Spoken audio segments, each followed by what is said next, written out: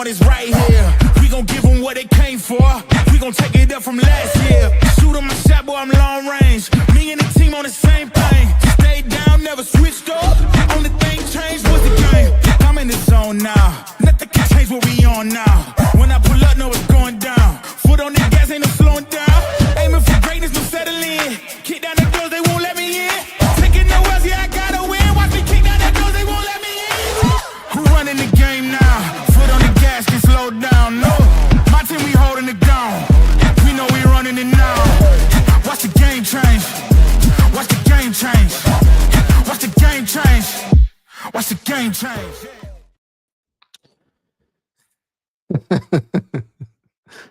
Welcome to another edition of the It's Cavalier podcast. It's your boy, Mac. And tonight our Cleveland Cavaliers did battle with the New York Knicks to open the 2025-26 season.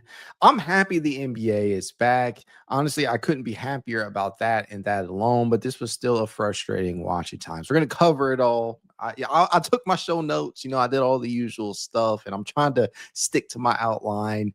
But that game, it left a lot to be desired. It truly did.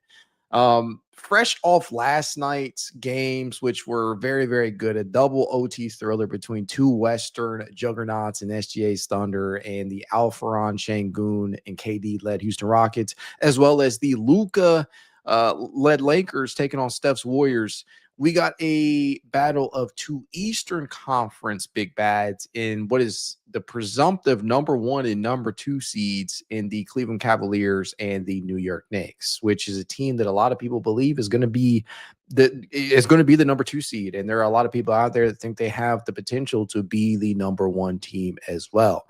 Now, this was a nationally televised contest in Madison Square Garden on ESPN. So this is a big-ass platform that the Cavaliers got, which is a great way to kick things off for this season when the Cavaliers will have more coverage.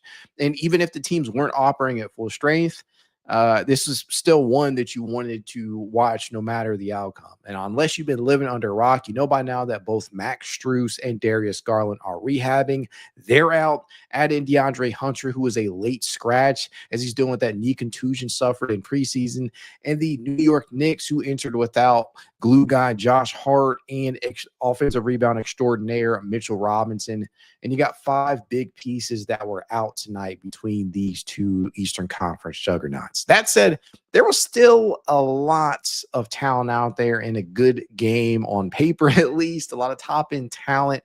Let's start with the starting lineups, shall we? On Cleveland's side, we got a 5-man unit of Donovan Mitchell, Sam Merrill, Jalen Tyson, Evan Mobley, and Jarrett. On the Knicks side of town, we had Jalen Brunson, Michael Bridges, OG Anunoby, Karl Anthony Towns, and Ariel Kaporti. Listen, it was not beautiful. You could definitely tell that there was some lapses out there on the defensive end. Guys were not closing out. There were not crisp rotations at times. There were some chemistry concerns on the court in terms of ball movement at times. They seemed to settle in the second half, but I think that when you watch this team operate as they are right now with the lineup that they threw out there tonight, and I'm referring to the Cavaliers, obviously, you can tell how much Darius Garland, you can tell how much Max Strus in particular are missed for their ball handling, for their creation, for their playmaking. Ball movement is just completely different when those guys are out there. And obviously they missed DeAndre Hunter's ability to self-create. That's another big option out there. He's a hell of a defender, especially out on the wing. And that's important when you have to face a team like this in the New York Knicks. You can throw a lot of big wings at you. When you talk about OG, I mean, you talk about Bridges. There are just a lot of guys on that roster with length, with size that can give you a lot of issues. And at times, that's what we saw tonight. OG absolutely obliterated Cleveland and on the glass tonight. It's just something that you did not want to see as OG Anunoby finished with a game-high 14 rebounds. That, to me, should not happen. A lot of that was on the offensive glass. Well, not him in general, but he did have 2 offensive rebounds. The Cavaliers allowed New York to pull down 9 offensive rebounds. You want to take a guess how many Cleveland pulled down? 4. They pulled down 4 offensive rebounds. That, ladies and gentlemen, cannot and should not happen, especially when you have Evan Mobley and you have Jarrett Allen, who we'll talk about in just a bit. When you have Larry Nance Jr., who I thought played a pretty good game, his first game back in Cleveland. That should not happen. But OG specifically, 14 fucking rebounds from OG Anunoby. You can't take him off the glass. Come on. That cannot happen. That in addition to the shot making, right? As OG went 9 of 17 from the field, including 4 of 9 from three-point distance, on his way to 24 points, a game leading, a game leading 24 points, or at least a New York Knicks leading for 24 points. Just should not be the case. And I don't want to harp on that too much, but that was just not one of the things that you wanted to see out of the Cleveland Cavaliers in the first game of the season. And to all of you out there who may be wondering, I have to lead off with this after my little soliloquy right there. The Cavaliers actually entered tonight 1-3 versus the New York Knicks in season openers all time. They now drop down to 1-4. Not something that you want to say, not something that feels good coming off my tongue, right? Just tastes bad to hear, and it sounds even worse to hear those words roll off of my tongue.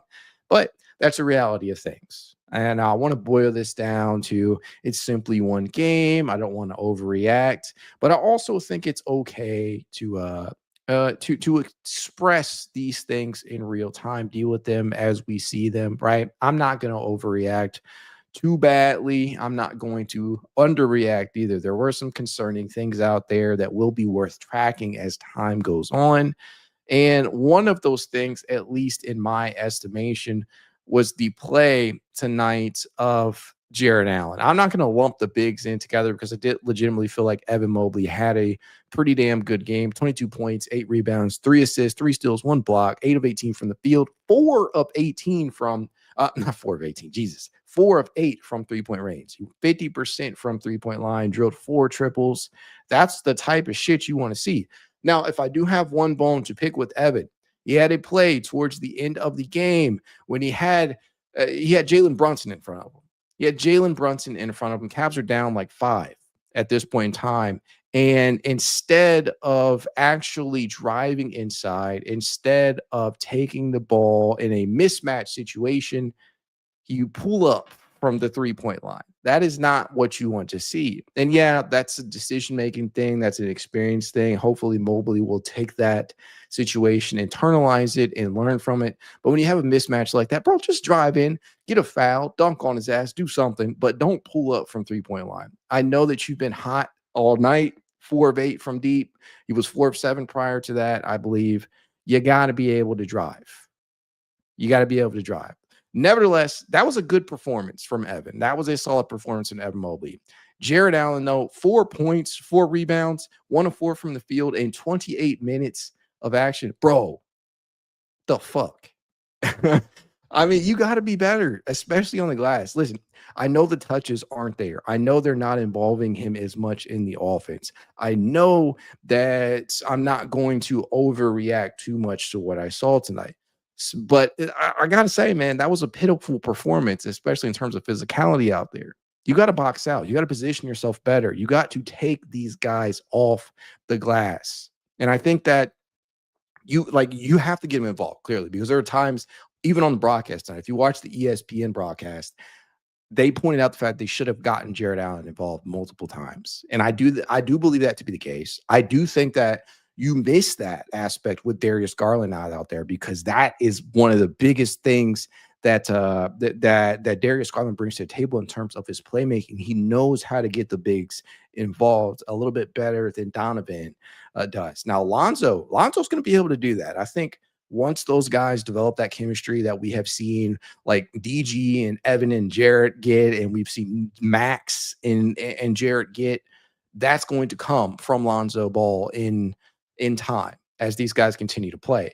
But that is one of the bigger aspects that you miss from Darius Garland being out there. You have to be able to get Jarrett Allen the ball. That said, it's a piss poor effort on the glass tonight from Allen. That is a piss poor effort from Allen on the glass. You got to be better than that. You got to be better than that. There's just no way around that. I'm not going to sugarcoat it. I did not I did not like that. I did not like that at all from Jarrett Allen. I'm not gonna pile on him too much because it is just one performance. Not trying to get too high, too low, as I know a lot of people are. Which to me, it's like some of the shit that I'm seeing already. God damn, it's been one game and people are ready to blow it up. It's crazy, right? It's one game. And I know people hate that. I know people think that's an excuse. I know people think that's cliche, but listen, it is one game. It's a cliche for a reason. Don't get too high, don't get too low. There were some good things, though. I mean, I'm not going to harp too long on the negatives because there were some positives out there tonight. One of the things that was really impressive to me was Sam Merrill, who drew the start. We knew that Sam Merrill was going to end up being the starting two this year with at least with Darius being out and DeAndre Hunter being a surprise addition. Well, I don't know if you really want to consider it a surprise because there was a lot of reporting leading up to this one that the knee contusion was really bothering him. But I think that Sam, either way, was slated to start this season at the 2 with Don at the 1, sliding over there with Darius out. And so Sam, he was damn impressive tonight. It was not a perfect performance. I think that there were things on the defensive end that frustrated at times. And I know that you're playing a New York Knicks team that features a player in Jalen Brunson that has mastered these foul baiting techniques. But at the same time, you have to understand that this is the player that you're playing. You have to understand the scouting report and the spots that he likes to get to, and you cannot foul him at times. But outside of that, I thought Sam Merrill had a damn good game. 19 points for Merrill tonight, 3 rebounds, was 6 of 11 from the field, including 5 of 10 from three-point distance. That's the type of shit you want to see out of Merrill. The increased volume, the increased confidence. And I think in my predictions video earlier, one of the things that I said was that Sam Merrill was going to have a career year. He was going to average double figures for the first time in his career. And I genuinely believe that to be the case. I think as long as those shots are up, being in that off-ball role, and mind you, there were times tonight when Sam had the ball in his hands and you want to see him be able to, he's not going to really create for himself as much as we would like to see it. We saw him do it at USU with the midi pull-ups, right? Getting inside the three-point line. But as long as Merrill is confident in taking that three-point shot, he's going to get it, right? No matter the lineup, whether he's playing beside Donovan Mitchell, Darius Garland, Lonzo Ball, it doesn't really fucking matter because Sam is going to get those shots up. And he made him pay a lot for that tonight on his way to 19 points. I thought that was a great game. Another player that really was impressive that's gotten a lot of shit this offseason, Dean Wade, right? The real Wade, the white blanket. And yes, that is a real nickname. If you don't remember it, Tristan Thompson, look that one up. Dean Wade had a good game tonight. 10 points from him, 3 rebounds, 3 for 3 from the field. All 3 of those were from three-point line. And the shots that they came on, were contested, right? A lot of them were with defenders trying to run him off that three-point line. And what'd he do? He pulled up. That's what you want to see from Dean. You don't want to see him, attack the closeout all the time. If teams are trying to run him off the three-point line consistently, you're taking away one of the biggest things that he can provide to the table is spacing the floor. And Dean, as long as he's confident out there, I was really impressed with his performance out there tonight. I truly was. And I think that's why Dean is another one of these guys, not having that pressure on him of having to play the 3, having to play the 5, having to play the 4 all the time, right? He's going to be able to play much more 3 and 4 this year than any other position, that they would have wanted him to play in years past due to necessity. Dean is one of those guys that the value that he brings to the table is not always apparent on the stat sheet. And when I had Larry Nash Jr. on the show this past weekend, one of the things that he said to me really stood out, and it stood out in a big way. And he said, Dean Wade is a good litmus test for fans of basketball. Good litmus test. What does that mean? It means sometimes the inherent value that a guy brings to the table, you're not always going to see on the stat sheet. If you know the game of basketball, you know how important, how valuable Dean can be. But the thing is, it's when he is confident. It's all about confidence. That is all it's really ever been about Dean Wade. That and injuries, right? Injuries have played their role. The AC joint sprain that he suffered, same injury that Isaac Okoro dealt with last year. That and confidence have been the real big factors in Dean Wade's career thus far. And I genuinely believe that with the less stress of having to play the five, because he did play 13% of his minutes last year at the five, I think he can focus much more on defending the best wings out there. He can spend much more of his energy shooting that three-point shot. And I do think we're going to see an improved Dean Wade in a career year from Dean Wade. Now, what that looks like, that's not your typical your typical breakout year. A career year from Dean Wade is not necessarily as much statistical as it is confidence based, right? I do expect him to have a career high in 3-point attempts, 4+ this year. Never done it. Never done it. I think he gets to that this year. Got to be in that 4 to 5 range at the very least. And I do believe that he will end up doing that. And I do believe he will end up shooting at least 38, 39% from deep. If he can do that, we're good, because we know Dean is an underrated rebounder. We know that Dean is one of the best wing defenders in basketball. And we know that he is a pretty damn good cutter when he actually opts to do so. So we'll see. We'll have to track that moving forward. But I did appreciate his game tonight, regardless of the loss. I thought that was a good performance from Dean Wade. No other way that I can word that. Another bright spot to me was the play of Tyrese Proctor, right? I thought Tyrese in limited action, 16 minutes and 6 seconds of action per NBA.com. He went 2 of 5 from the field, 1 of 3 from 3-point distance. And I legitimately, the one thing that I was impressed with the most tonight from Tyrese Proctor was his on-ball defense. There were numerous possessions for the New York Knicks tonight when I thought that Tyrese Proctor managed to stay attached to his man. And I know a lot of times that was Tyler Kolek, who had a pretty solid game for the Knicks tonight. I know there were other moments when he tried to stay attached to some of these other guards that were out there. But I was legitimately impressed by what Tyrese Proctor brought to the table tonight. Now, with no Ty Jerome on the roster, no like trusted, true, verified, proven bench score right now, I think that Tyrese Proctor does have the opportunity. Now, it remains to be seen at full strength if he'll be able to challenge for a rotational spot, because if I had to place a bet right now, I would just say that no, he's not in the rotation at full strength. But I'll tell you what, if he continues to show the confidence that he had, if he continues to play the way that he did tonight, he might usurp some minutes out there. And I thought that, his calling card coming into the season was likely to be his off-ball spacing, right? But he quickly showcased in the preseason that he has the ability to create on ball, has the ability to self-create, has that ability to knock down that pull-up midi, that pull-up three-point shot. I think there are definitely things that he can bring to the table, definitely elements that some of the other younger Cavaliers haven't shown consistently over the years, right? We're still waiting on the other shoe to drop on Craig Porter Jr., at least during the regular season. We don't really know what we have in Luke Travers. I'm trying to be upbeat about Naquan Tomlin's potential. I do believe he'll end up being converted. Jalen Tyson is still a major work in progress. We'll talk about him in just a second. But in terms of that pure creation out there, I think that there is a lot of things that Tyrese Proctor does and does very well and could potentially steal some minutes. But he's got to do this consistently. I'm not about to go ahead and tell everybody and shout from the rooftops that he deserves more minutes than Jalen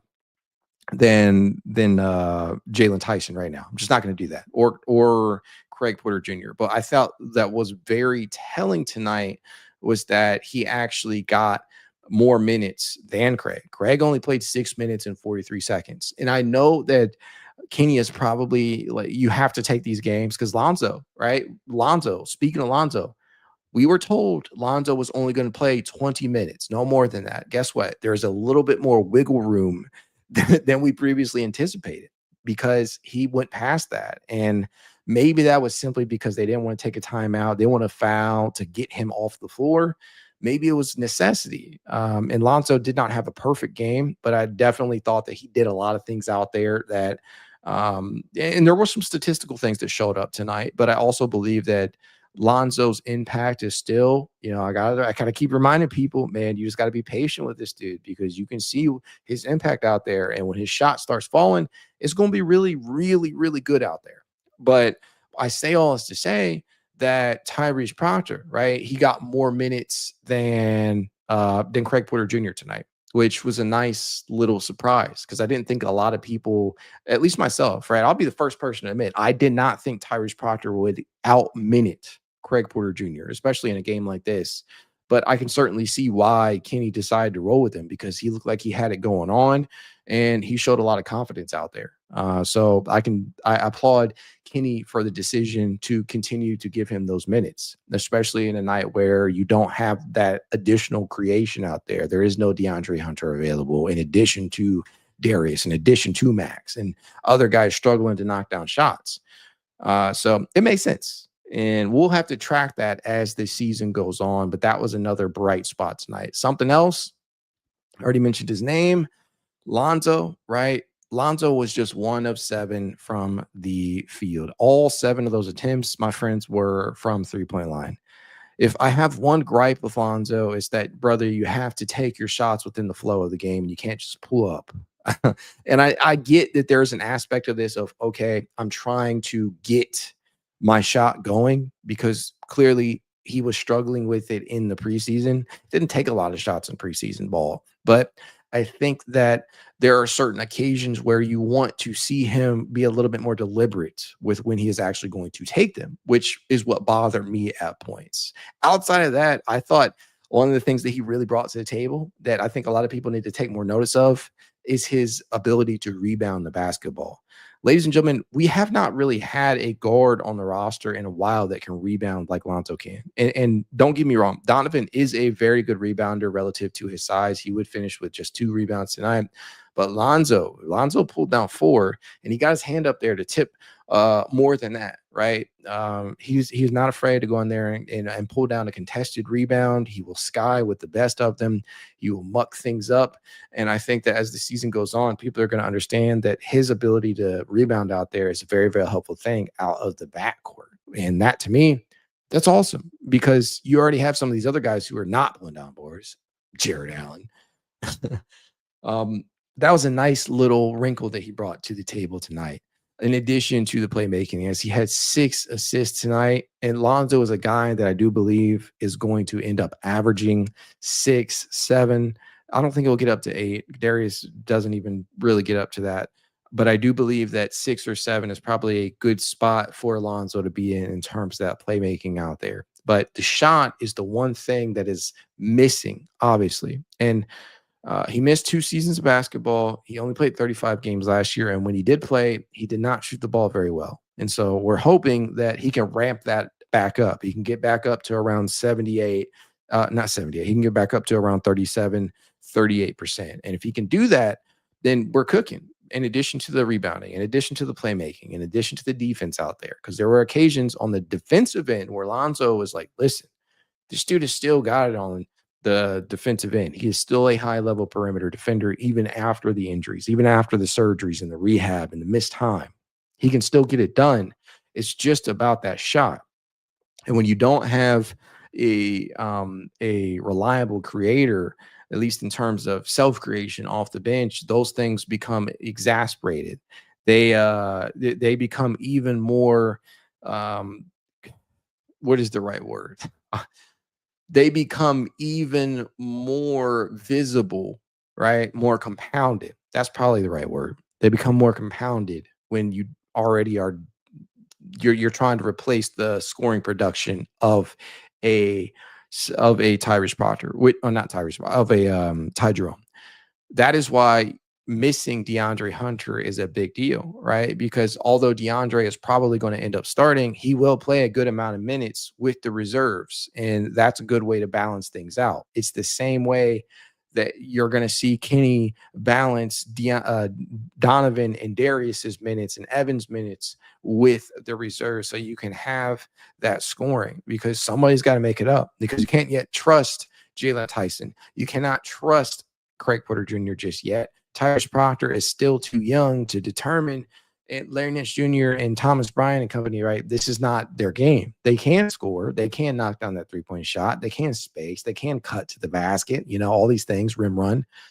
But you can't you can't look at it as if you have somebody that you can trust. So you're going to have to get that production from somewhere. And so hopefully DeAndre's issue, that's limited to just the one game. And I fully agree with the decision to hold him out if they don't feel like he was 100% ready, because it is a marathon and not a sprint, and you don't want to put your guys in jeopardy of seriously injuring themselves. But it was definitely felt. His absence, in addition to Darius Garland, in addition to Max Strus, it was definitely felt, and it was really, really bothersome to see how they struggled to get that point production from the reserve unit at times, to get that shot making as a whole. The bench did give you, let's see here, at least Lonzo, Dean, Craig, Larry, and Tyrese Proctor, if I am not mistaken, they combined for around 30 points. Dean scored 10 of his own. Larry scored 10. It was another bright spot tonight. You got Tyrese with 5, Craig with 2, and then Lonzo with 3. So the bench did give you 30 points tonight, and that's probably better than a lot of people expected, but it's still a major work in progress, because defenses are going to adjust to that eventually, and they're going to make you challenge them. And Dean Wade is not going to go 3 of 3 every night. Larry Nance Jr. may not give you 10 points every single night. Tyrese Proctor is going to be somebody that you're going to have to monitor, and he may not play every single game depending upon what's needed, because I can guarantee you, if DeAndre Hunter was out there tonight, Tyrese Proctor may not have played. More, he would have gotten a combination of Craig's and some of Jalen's minutes. And speaking of Jalen Tyson, I think that you can clearly see that he can impact the game on the defensive end. The problem with Jalen Tyson at times is that he just looks clumsy as hell.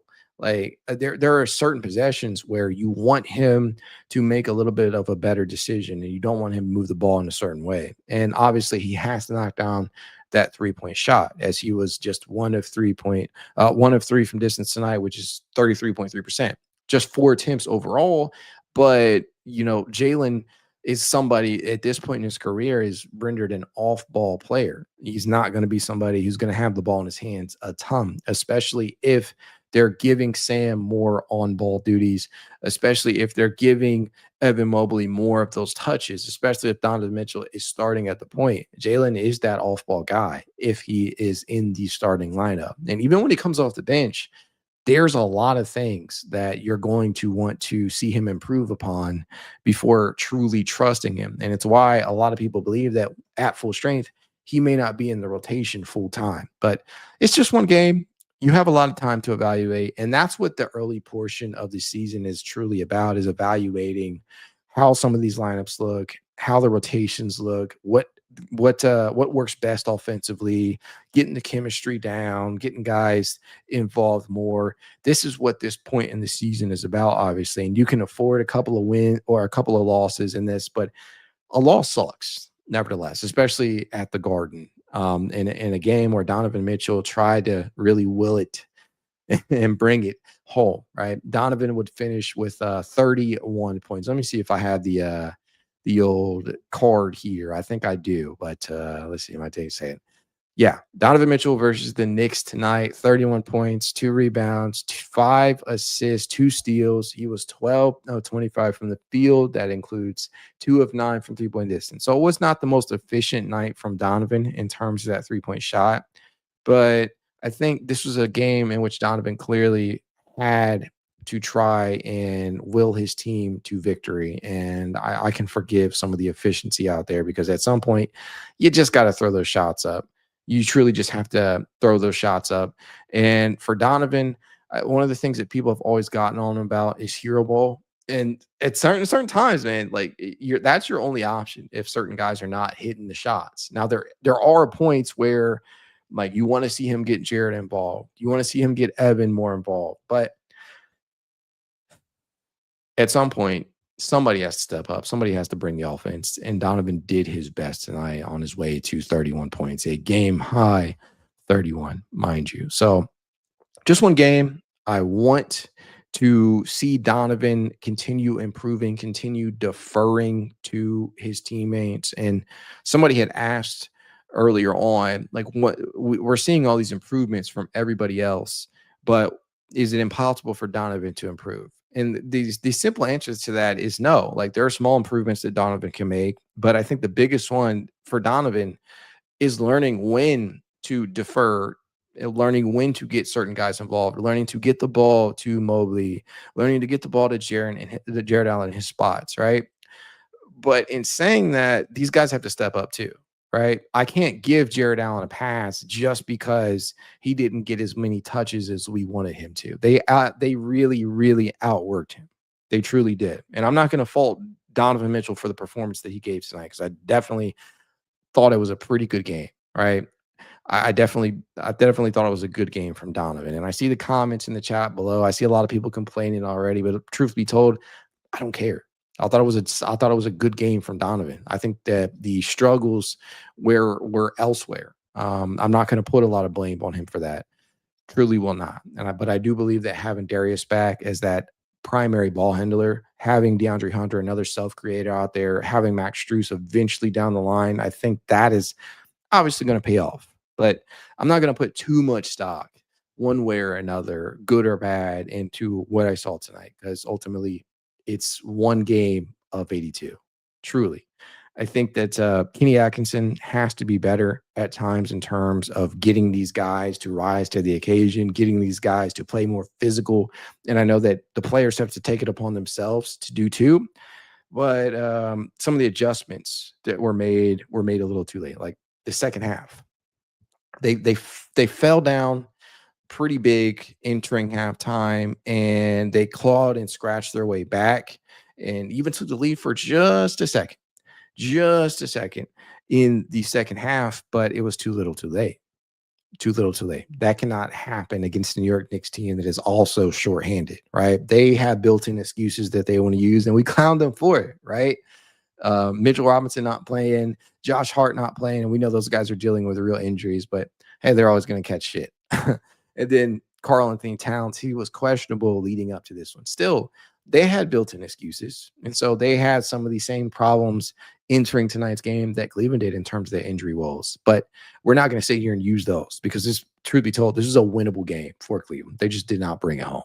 They got to lock in defensively. They have to up the effort and intensity on the glass.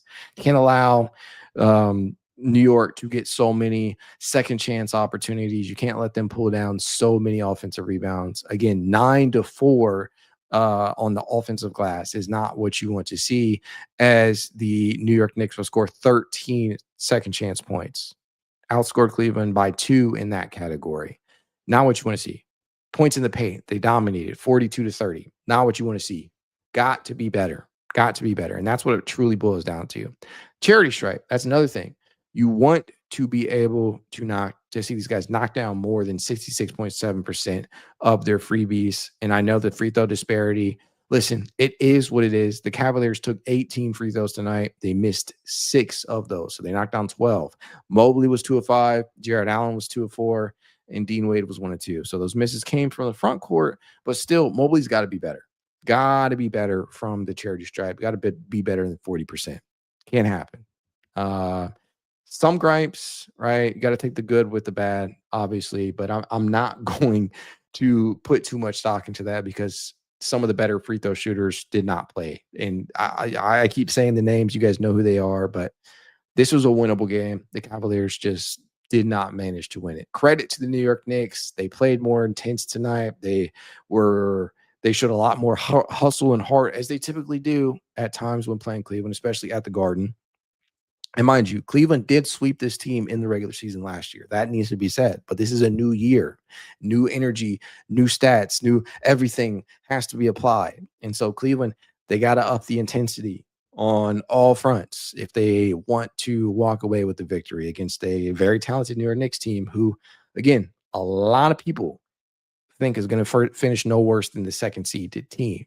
And for Cleveland, I have no worries, no true doubts about them. I still think they're going to be just fine. I've seen too many people suggesting that they need to make a move. But listen, you had three. You had three guys out tonight, three rotation regulars.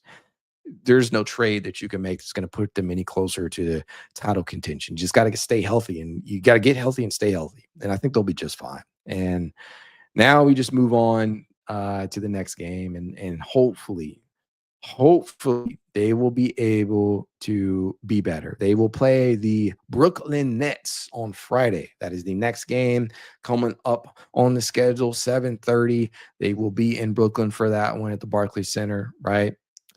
We'll see how they rebound from this one. I have faith. I think they'll be okay. Time to hop into the chat.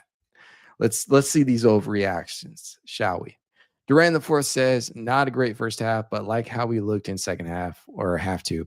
I agree, right? They fell down early and they rounded things out for the majority of the second half, but just couldn't close it out, couldn't stop the Knicks at the right times, kept allowing them to get to the free throw line. You don't want to see those things happen, but I think they'll be okay. Mongo says, can't wait for every content creator to say it's only one game and the team playing like dog crap with the same recurring issues will somehow figure out, even though they never do. Listen, that's your opinion. I'm not going to sit up here and bullshit. I'm just going to give it to you straight. The Cavaliers, they could have won this game. And the Cavaliers also were missing three rotation regulars, and I think the context needs to be applied there. We can't just sit here with these half-assed takes and expect the context to not apply, because it does. Durant the fourth says, the massive concerns I have had about Jarrett Allen are still there, though. He just is not good enough, I don't think, for where we want to go.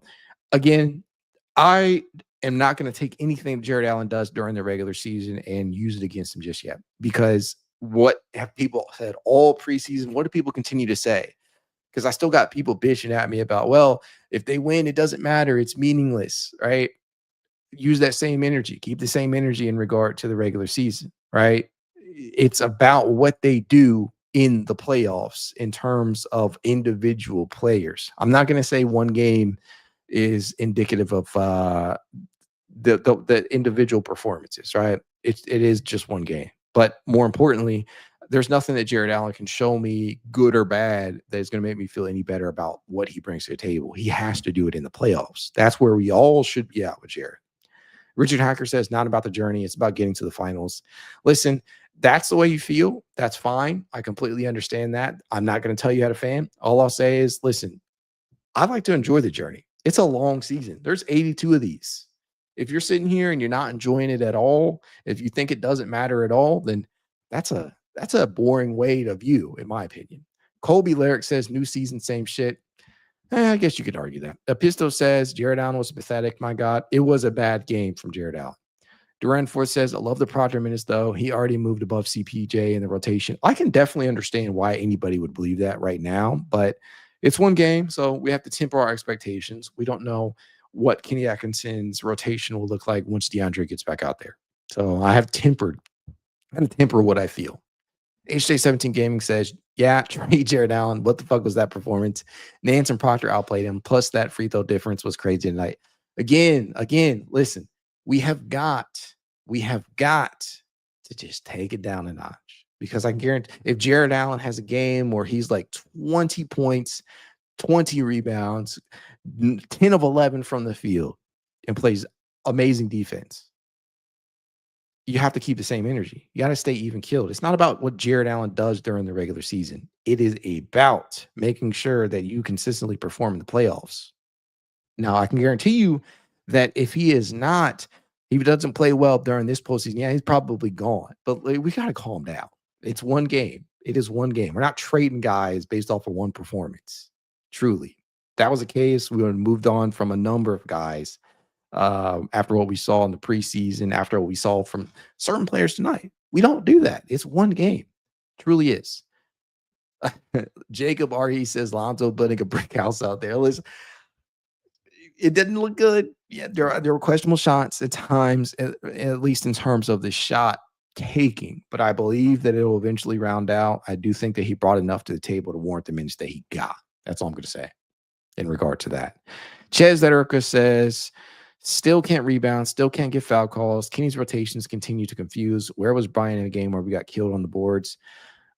Honestly, Honestly, I think that Thomas Bryant's it didn't make as much sense to play Thomas Bryant tonight as a lot of people wanted him to be out there, right? Evan Mobley got the bulk of the backup 5 minutes, and I thought that he played well in that. Larry Nance Jr. was your first big off the bench, and Larry was good. But I think that the way that the Cavaliers wanted to play, especially with New York playing with so much pace, so much quickness out there, with so many big wings, this probably would not have been the best game to put Thomas Bryant out there. Yeah, you can argue that Jarrett Allen was ass, but if you really look at the lineups that he put out there, Evan actually got more backup 5 minutes than people will concede. And I think that was the right decision. Tyler Lamoda says, I get it. It's one game, but the Cavs play like dog water. Yes, it was close, but Garland has been out for a time. Hunter, so granted, we will struggle. I am mad about how we played. That's perfectly fine. If you want to be upset about how we played tonight, I think that is perfectly fine. But I'm not going to overreact too much. Not going to react too much. Jay Quest says Strus gets bigs involved too. I agree, right? We talk about how Darius Garland impacts getting Jarrett Allen and Evan Mobley the ball in the pick and roll game, but Max Strus has developed a really, really solid chemistry with Jarrett Allen, especially in the dribble handoff game, those DHO sets that the Cavaliers are so fond of, even in pick and roll. I think that Strus has developed a very good chemistry with Allen, and I think him not being out there definitely is felt. It truly is.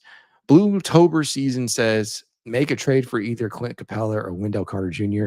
Listen, if you can find me a trade for one of those two guys that works financially, I'm all for it, but I just don't see that being the case from a financial standpoint. I'd be more than happy to listen, though. Flip Second says, seriously missing Garland. You absolutely are from a ball movement standpoint. That's where I think everybody can agree. If you don't agree with anything else I say tonight, you can definitely agree that, or you should be able to agree that Darius Garland's presence is his missed presence is felt.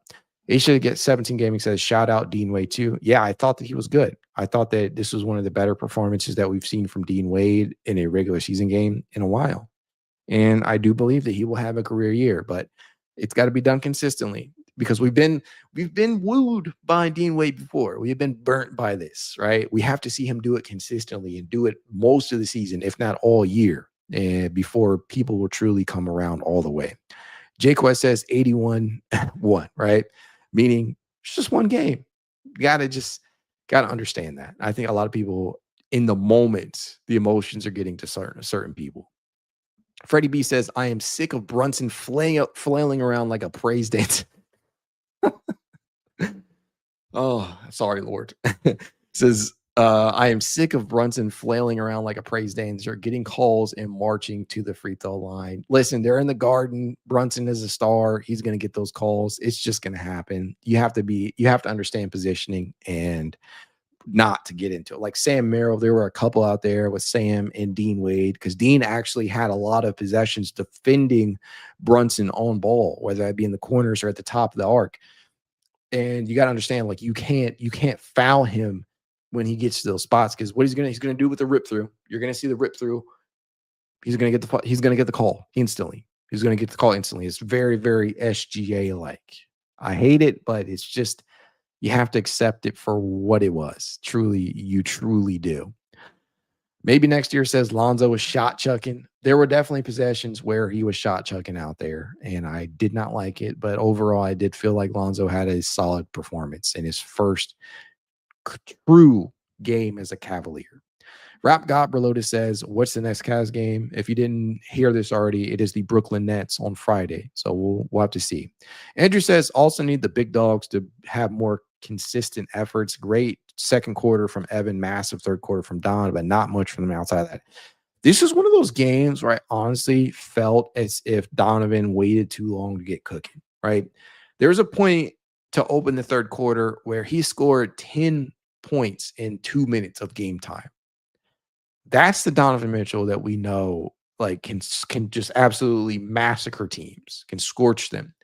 But that is not often a recipe for success. It's not sustainable. It's how Donovan gets burnt into the ground. But I think the scoring, like it has to be consistent. It just doesn't have to be overwhelming attempts, right? I thought that He could have got going a little earlier before he did. But listen, I'm not too pissed about his performance tonight. I thought it was very, very good, all things considered. Eric Costanera says, I think that this is a good game in the process of an 82 game regular season. Exactly, right? There were some things that pissed you off, some things that were frustrating, some open misses tonight, but I think that there were also a lot of positives out there too. I think that you take those and you internalize them and you try and put your best foot forward, see what you can do better moving forward, right? How can you get more effort out there on the defensive end? How can you get there? How can you put more effort out there on the glass? How can you put guys in better positions to make shots? How can you get certain guys involved? These are all things that are going to have to be done. It's a process and it is a marathon. It's not a sprint, and we have to be patient. So I'll be honest with you guys. I'm not too moved one way or another. We'll have to see what ends up happening. But as I always tell you guys, if you'd like to reach out to me, you know how you can. It's Cavalier_pod on Twitter, TikTok, Instagram, YouTube, and more. If you would like to be added to the It's Cavalier Discord chat, you know what to do. Leave a rating, leave a review, send a screenshot, send a review to It's Cavalier53@gmail.com, and I will send you said invite. Listen, if you want to be if you want to support the pod in a small but helpful way, consider becoming a member over on Patreon. You can do so on YouTube as well for as little as $1 a month. That's less than a lot of people pay for coffee these days. So listen, just relax. It's going to be okay. It's going to be okay. And to one last comment here, because I know you are dying for my attention. So I'll just give it to you real quick. Jay says, my boy does not want to talk about the fact that Mobley hasn't improved at all. Listen, I've interacted with you so many times on Twitter. I get it. You're either a troll or you do not believe in Evan Mobley. You don't believe in Evan Mobley. That's fine. There's nothing that I could say to you right now that's going to change your mind. It's a losing game. So what's the point in trying in that, in the grand scheme of things? I think that you see what he brings to the table. You see that he's still a work in progress and still a guy that has a lot of potential. But you also see some of the mistakes that he makes out there. I already pointed out the pull-up triple when he had a Jalen Brunson matchup that was just, he was asking to be driven at. He should have drove the basketball. Instead, he pulls up from beyond the three-point line. Those are the types of things I'm talking about. He can get better at. Listen, I'm not going to say that Evan Mobley had a perfect game tonight, but I'm also not going to sit here and cry about Evan Mobley not improving either. Because, again, there's nothing that I can tell you that that would change your mind, because you're one of two things. You're not paying attention to what he actually brings to the table and the improvements that he has made, or you're a troll. So it's a lose-lose battle there. So no point in giving you any time more than I already have. Go Cavs.